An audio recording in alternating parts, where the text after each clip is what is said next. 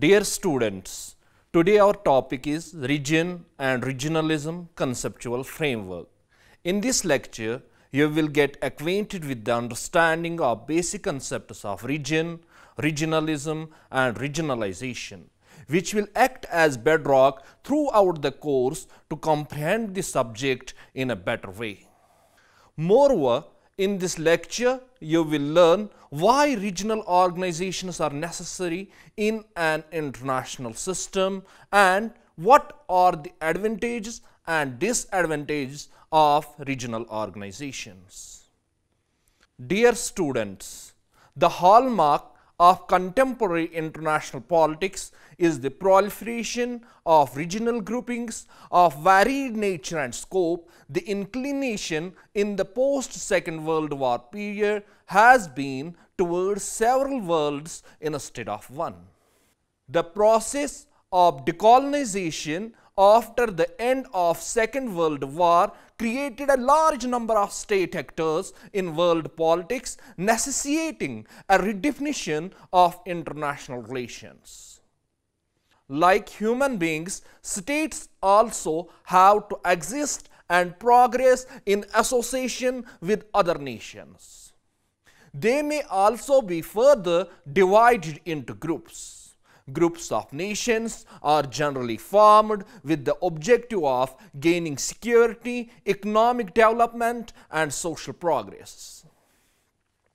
At any point of the history of mankind, relations among states were characterized by the formation of groups with different motives and interests. In modern times, when the whole gamut of interrelationships between states is viewed as an international system at the global level, there are regional groups at the secondary level which are termed international subsystems. Scholars of international relations and actors in the international system see the global system as a collection of various subsystems defined primarily by geopolitical criteria. These subsystems, which are also called regions, are considered important not only in balancing the power equation at the global level, but also in shaping the socio-economic and political destinies of the constituent nations. Dear students, the word region, which is at the core of regionalism, since it offers the existential foundation for the phenomena of regionalism, must be defined before we can analyze regionalism as a theoretical notion. The Latin verb rego, which means to steer, is the word's etymological source. So, rather than referring to defining space by boundary, the original definition of regio was related to government. Later, it was connected to the Latin verb regere, which means to rule or direct. The word region nowadays may refer to a variety of things, including physical area, economic interaction, institutional or political control, or social or cultural qualities. These can be small or big, made up of only one state or many, and have clear borders or not, like global regions. Dear students, due to divergent opinions on what defines a region, the idea of region is in essence a contentious idea. Different scholars have developed different theories, offered different definitions, and prescribed criteria for a region. The frequent use of regions means areas smaller than states. It is commonly understood with reference to any particular area. It is important to emphasize that in international relations, a region is invariably an area embracing the territories of 3 or more states. These states are bound together by ties of common interest as well as of geography. They are not necessarily contagious or even on the same continent. The definition of the region should also encompass certain essential features or characteristics which entitle an area to the status of region. These characteristics could be of an economic, historical, cultural, or ideological nature. One of the earliest contributions to the development of theory of region is that of Batros Ghali, a distinguished Egyptian scholar. He defines a region or a regional system or what he calls entities as, I quote, organizations of a permanent character grouping in a geographically determined region of more than two states which establish an association for maintenance of peace and security in their region and the development of their economic, social and cultural cooperation with the ultimate goal of forming a distinct political entity, unquote. The Egyptian delegation at the San Francisco Conference in 1945, while moving an amendment to the draft text of the UN Charter, defined regional arrangement as organizations of a permanent nature group in a given geographical area, several countries which by reason of their proximity, community of interest or cultural, linguistic, historical or spiritual affinities make themselves jointly responsible for the peaceful settlement of any dispute which may arise between them and for the maintenance of peace and security in the region, as well as for the safeguarding of their interests and the development of their economic and cultural relations. According to Stoisinger, I quote, regionalism may be defined as a grouping of three or more states whose goal is the formation of a distinct political entity. A regional arrangement is a voluntary association of sovereign states that have developed fairly elaborate organizational tools to forge among them such bonds of unity. He asserts that purely military alliance among nations that do not pursue the goal of political building is not a regional arrangement, unquote. The fact that regionalism and regional arrangement have different meanings shows that it is more than a military alliance and includes working together on things other than military issues. For example, the North Atlantic Treaty Organization, NATO, though primarily a military alliance, has other interests and purposes. They also reveal that regionalism does not possess any definite geographical connotation because all the states of a particular region may not be members of the regional organization. For example, all the states of the Middle East are not members of the Arab League. However, the importance of geographical factors in the formation of regional organizations cannot be overstated. Dear students, besides defining and conceptualizing regional systems, many scholars have tried to determine the criteria or conditions that are necessary to identify a region. This is useful in giving a clear definition of the concept of a region that is both viable and coherent. So, it is important to think about some of the advice that different scholars have given in this area. Michael Brecher advocates that identification of a regional subsystem requires 6 conditions. Firstly, the scope of the regional group is defined with a primary stress on geographic region. Secondly, there must be at least 3 actors. Thirdly, taken together, they are objectively recognized by other actors as constituting a distinctive community, region or segment of the global system. Fourthly, the members identify themselves as such. Fifthly, units of power are relatively inferior to the units in the dominant system. And sixthly, changes in the dominant system have a greater effect than the reverse. Russet, another scholar of regional subsystems, offered a different set of countries with 5 conditionalities. Number first, social and cultural homogeneity among the members of the region. Number second, similar political behavior and attitudes.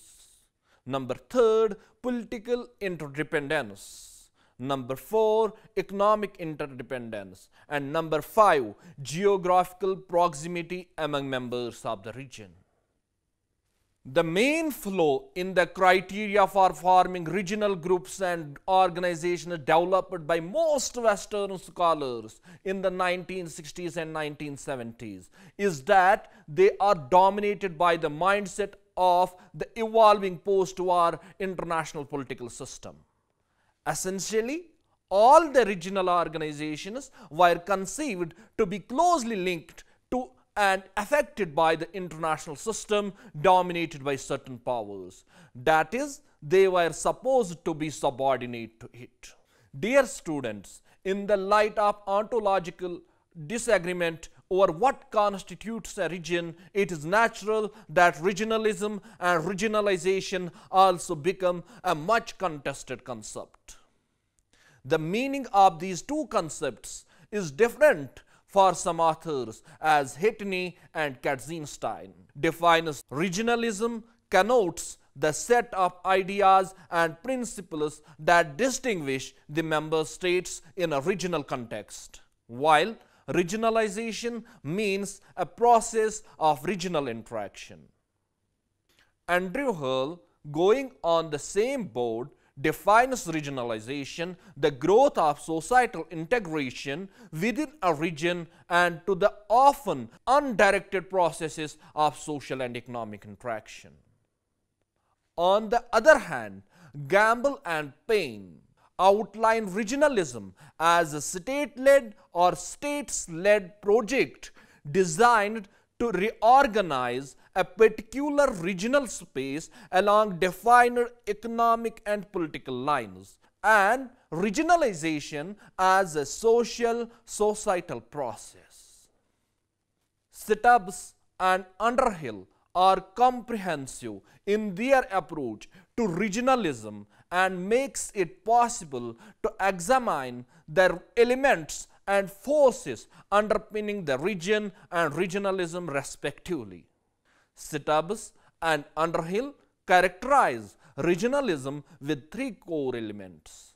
Number first, the common historical experience of states involved. Number second, the close ties between their populace. And number third, the rise of organizations creating the rules of game. Thus, upon a larger canvas, no particular meaning is absolutely applicable and all of them presuppose partial correctness. Dear students, the post-Second World War era has been particularly marked by the formation of many organizations for military and other diverse purposes.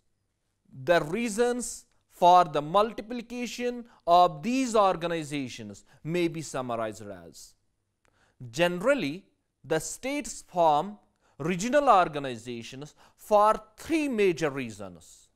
Number first, for security reasons. The division of the world and particularly Europe into 2 powerful blocs had created a warlike situation, forcing many countries to form close military alliances. For security reasons, states have formed a number of regional organizations such as North Atlantic Treaty Organization NATO, the Central Treaty Organization CENTO, and the Warsaw Treaty Organization, which is known as Warsaw Pact. These organizations determine the disposition of the armed forces of the member states, who are also expected to conduct themselves in a particular way under set of circumstances. By combining their military forces, the regional organizations that were set up to improve security take away the member states' ability to make their own decision about defense. Number second, economic reasons. Globalization trends have brought the nations closer and closer. The economic interdependence of countries is a universal phenomenon.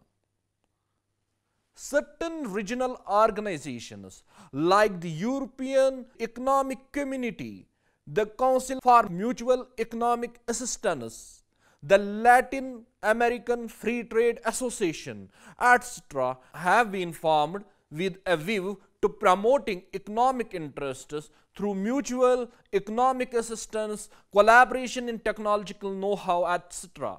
This kind of regional organization also limits the freedom of the member states to avoid duplication and waste and make sure that all of the shared resources are used as much as possible. Number third reason pertains to some additional goals. Some regional organizations like the Organization of American States, the Organization of African Unity, the Arab League and the British Commonwealth of Nations are formed for multifunctional purposes. These organizations try to promote political, economic, cultural as well as military cooperation.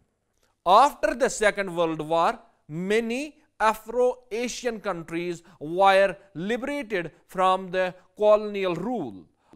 All these countries are economically very poor. These countries, in order to accelerate their process of development, sought to organize themselves with a view to making joint efforts to overcome their common problems. These newly independent countries found the regional framework of cooperation and integration to be the most suitable strategy for development. Dear students, there are a lot of things that explain why there are more regional integration agreements. But there are four main things that seem to have happened at the end of the 1980s that seem to explain the trend towards regionalism. Number first is the influence of Europe. The conclusion in the mid-1980s of negotiations to expand the European communities and the completion of movement towards a single European market for goods, services, labor and capital led to fears that the European communities might become a fortress of Europe. Because of these worries, countries around the world are looking forward to forming regional organizations to reduce economic disadvantages and improve their own economic interests. Number second, the influence of America.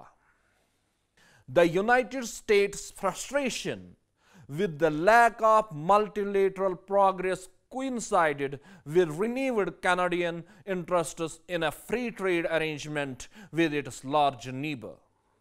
Consequently, in 1989, both countries signed the Canada-US Free Trade Agreement, which later became NAFTA, with Mexico's membership in 1994. Long-term changes in US policy led to 34 countries in the Western Hemisphere signing an agreement to create a free trade area of the Americas by 2005. Number third impact is that of collapse of USSR. The disintegration of the former Union of Soviet Socialist Republics brought economic changes in Central and Eastern Europe. After the Soviet disintegration, these countries transformed their economies from planned to market economies.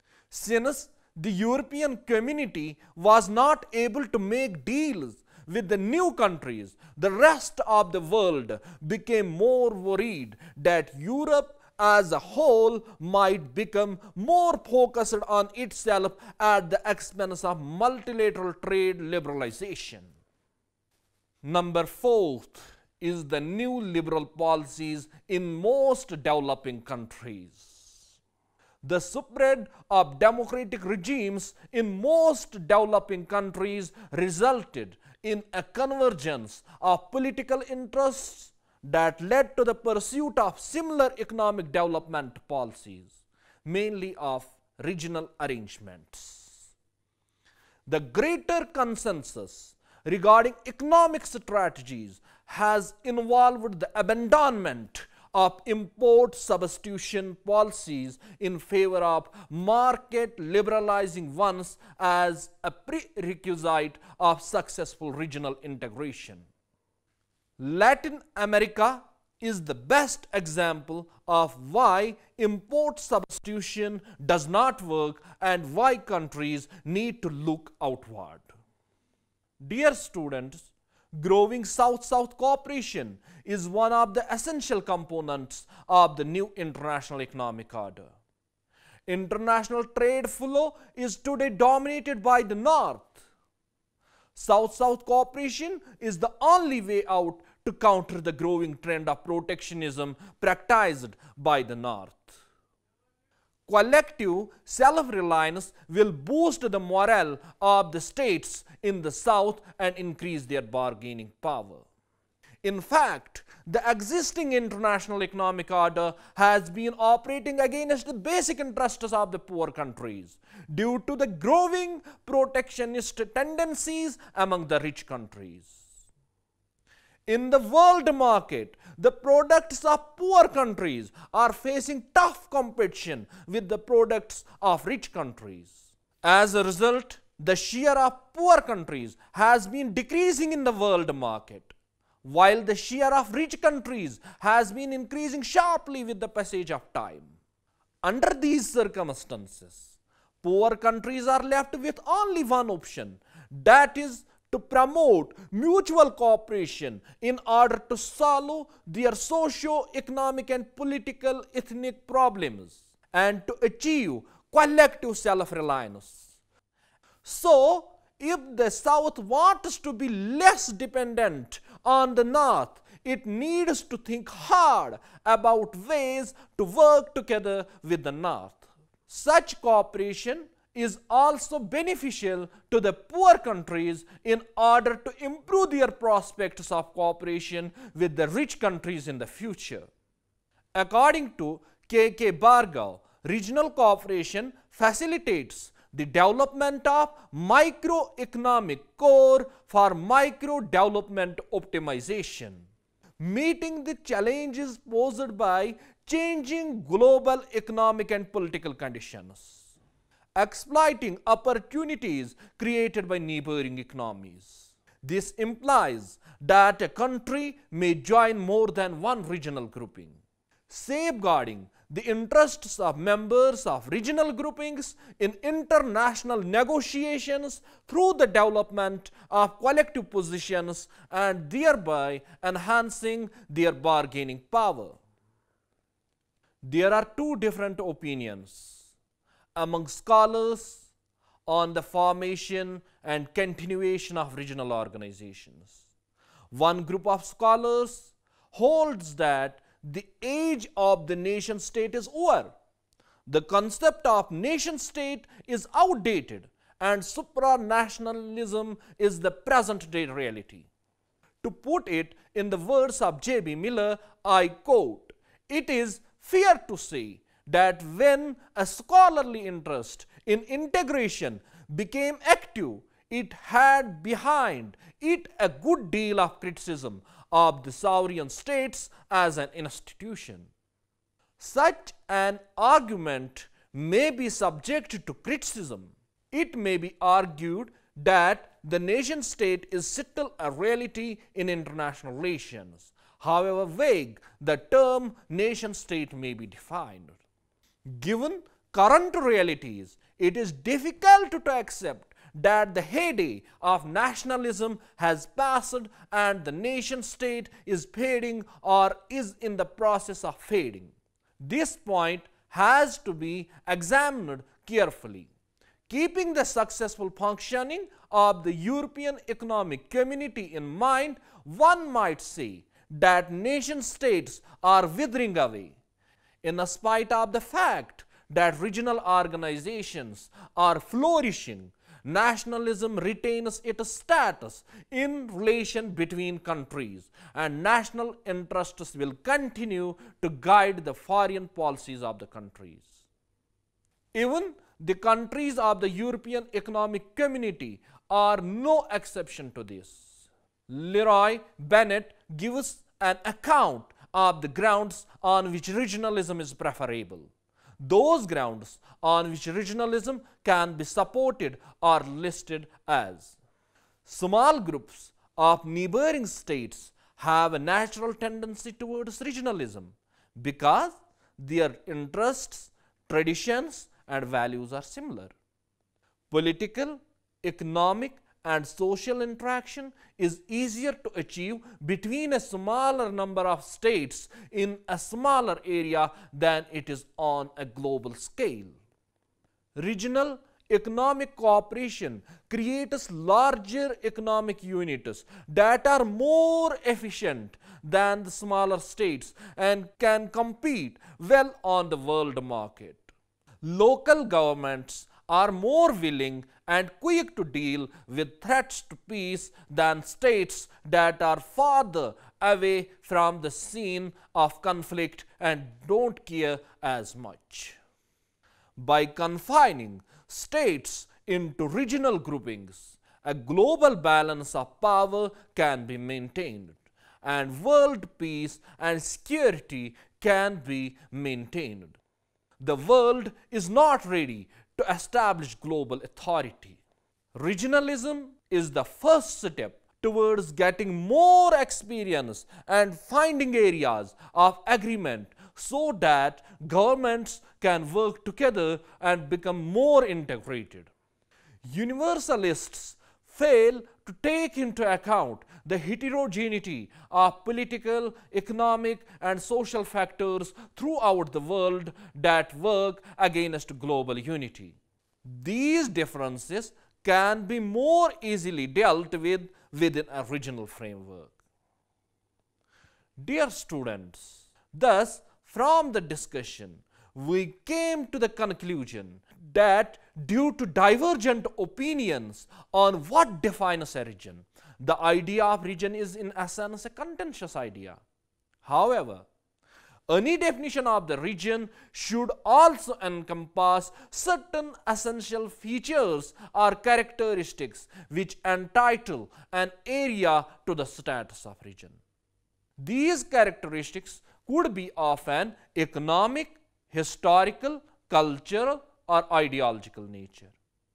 The states form regional organizations for three reasons: security, economic, and multifunctional purposes, which ensures the promotion of political, economic, cultural, as well as military cooperation.